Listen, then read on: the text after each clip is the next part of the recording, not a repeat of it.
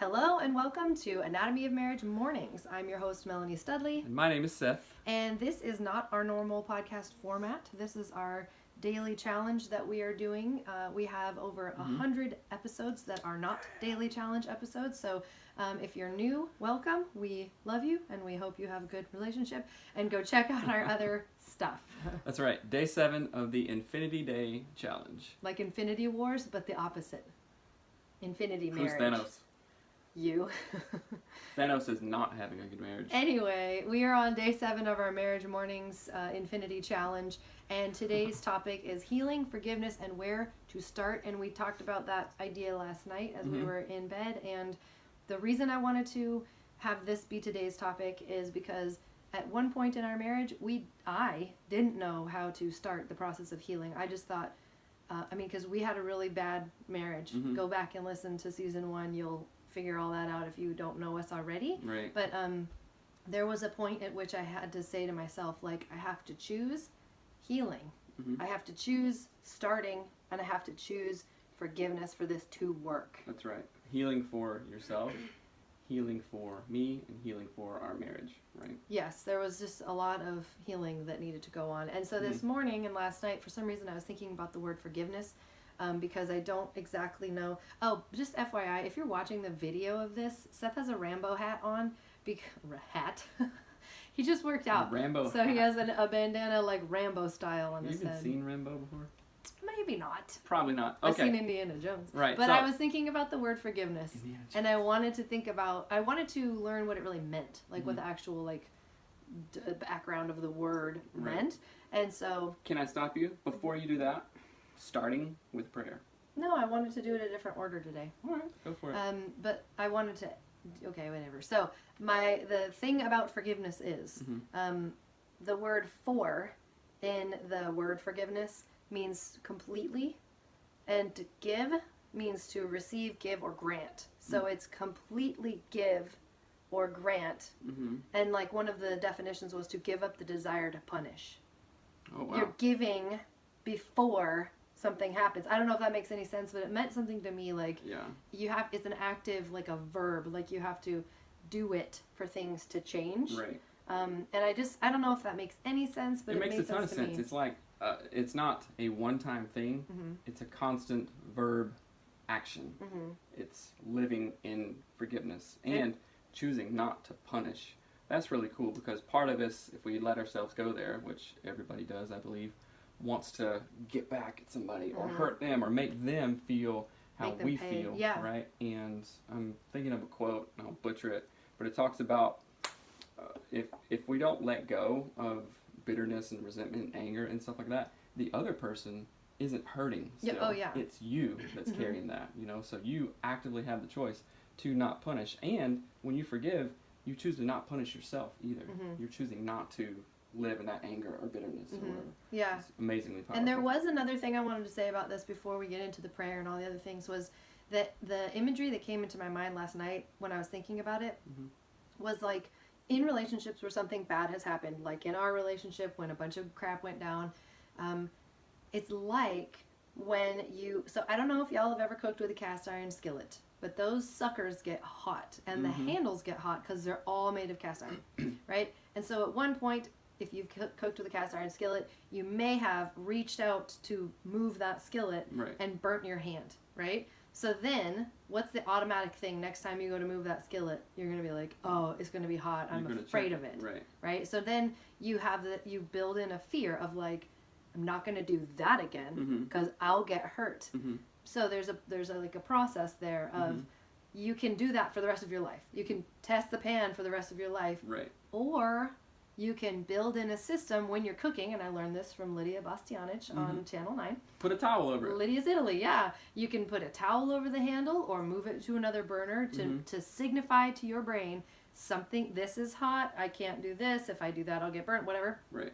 So there's methods in like using a hot pan that we can learn from in our relationship. You don't just test the pan each time. You actually do something different. Put a towel on the handle, reminder, whatever. So that applies to healing and forgiveness. Like, I can't just say, well, I'm sorry, acknowledging that the pan is hot. Mm-hmm. I have to then take additional steps. Like maybe that's speaking to you in a different way, Mm-hmm. or when we have a conversation about a particularly touchy topic, we only do it with a therapist Mm-hmm. or a counselor. You know what I'm saying? Like Mm-hmm. there are... At first, and then you build yourself up to where Mhm. you can Yeah. have those conversations by Mhm. yourself. And I think... Does that analogy make sense, though? yeah, it makes sense, and in some cases, it makes a lot of sense because you have to protect yourself if situations are abusive or traumatic. You want to go with caution in that, and sometimes you're like, no, I'm never touching that pain again. That trauma was too much, which completely makes sense. Yes. So I want you to protect yourself there, and what you're doing also, you're overriding this like biological response to protect yourself, and protecting yourself physically is different from protecting yourself emotionally sometimes. You're like, well, I don't want to talk to her because she hurt me. And okay, yeah, that's fine. But you may be married to him or her and you're in relationship and that happens. So you have to work hard to override that initial reaction, right? Yeah, yeah. And so, I don't know, I just wanted to present that concept, that idea of forgiveness, the definition to give up the desire to punish, I thought was just really beautiful, and really thinking about what that means, and the idea that you literally just have to start. Like you cannot forgive. I mean, because I remember thinking when we went through everything that I forgave you like in my head, but I didn't do any of the other actions that actually are required for growth and change to a positive thing. You know what I mean? Like I just was like, well, I forgive him, and then I was mean. You forgave me up here, but you didn't forgive me right here. And for listeners, up here is in your head, and down here is your heart. So and then your technically actions, that's your sternum. Just kidding. Your sternum on your 5th rib cage. Just kidding. Go ahead. You have 5 rib cages? You totally just train wrecked. Sorry. But I think it's important to have that connection. I was forgiving you in my mind, but not speaking it, acting it, being it, living it, doing it. Right. In any embodied sense. I was only thinking it. Right. And it requires being uncomfortable, approaching that hot pan and figuring out what are you going to do, how am I going to do this, whatever. But it is possible, and if you want a really good relationship, it's something necessary. You've got to do. But yes, side note, if someone is like abusing you, if that hot pan has legs and is chasing you, kick it out the freaking door with the help of a therapist. That's anyway, sorry, marriage mornings are a thing that we do where we have prayer, past gratitude, and future hope. And so, do you want to do prayer this morning or more? I'm going to pray that I don't faint right now because I'm like really hot and dizzy. Oh, I'm sorry. Well, do you need to pause? Nope. Okay, just pray. Okay, just pray. Okay. Thank you, Creator, for your blessings. Thank you for the gift of this podcast and the encouragement that we get from it. We pray that it encourages others and lifts people up and lets them know that they can do it because we went through it too. And I pray that you bless this time, bless our day. Please watch over ourselves as we travel today and be with our kids at school. Amen. Amen. All right. And so then past gratitude is something you're thankful that your partner did yesterday. Yes. You want to go first? I do. Thank you for...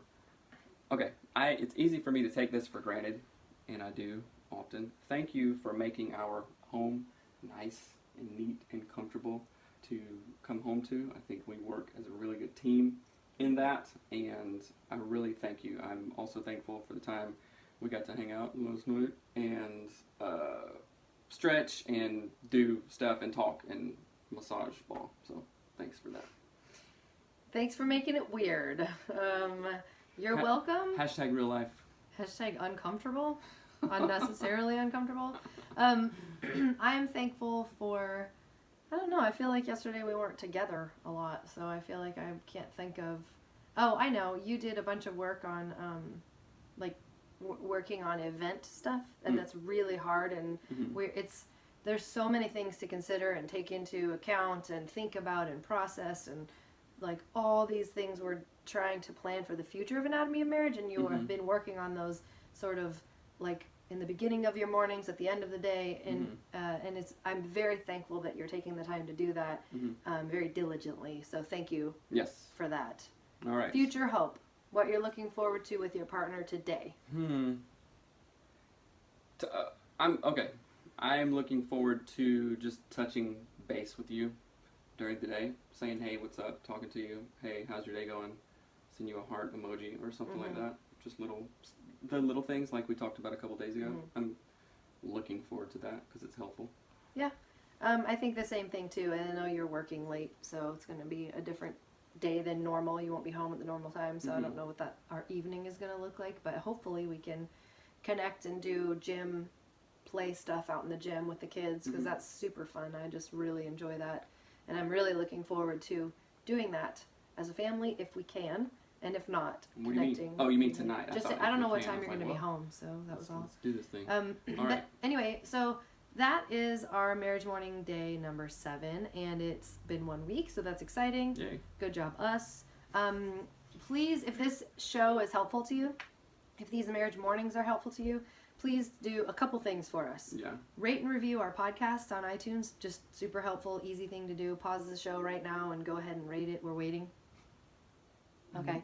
And then the next thing would be, if you have a small church group or a group like a marriage group that you're a part of, please consider sharing this with them. Yeah. This is something that is going to be beneficial to everyone who's in a relationship regardless, but I think we should be putting this into communities that are intentionally seeking marriage positivity stuff anyway. Yeah, so. And it's, so there's a lot of marriage stuff out there, which is really good, and I think one way that ours is set apart is because I'm an actual licensed marriage and family therapist, which has its own benefits and probably its drawbacks too, in clinical speak. But that does set us apart. I'm a therapist. We've been married for a long minute, and we went through some stuff, so it gives us a different kind of relatability. And also, if you like the show, please consider going to patreon.com/anatomy of marriage. $1 a month. Doesn't matter. Anything. If you like the show and it's helpful, which daily stuff has been really helpful to me, we really hope that it's helpful for you, consider donating some money on Patreon if you like it. So. Yeah, and then also just really quickly, we have events coming up. We're going to be in Chicago March 2nd in Wrigleyville at Missio Dei Church, and we're going to have an all-day event where we're going to do live Q&A, live podcasting. Special guests. Hopefully we're going to do a whole segment on Enneagram stuff. We'll have live music there. Then there's going to be an epic dance party after that, so that's March 2nd. And I'm thinking about adding Chicago. a kind of a VIP free come hang with us dinner Friday night.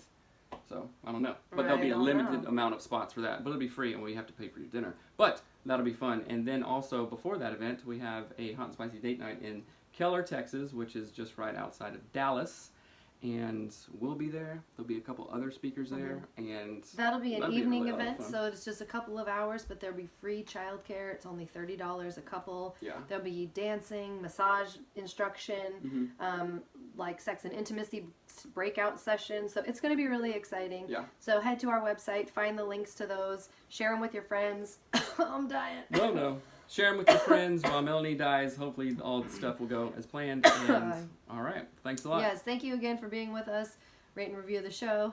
We love you. Have an amazing morning. Okay. All right. Bye. Bye. Turn it off. Oh.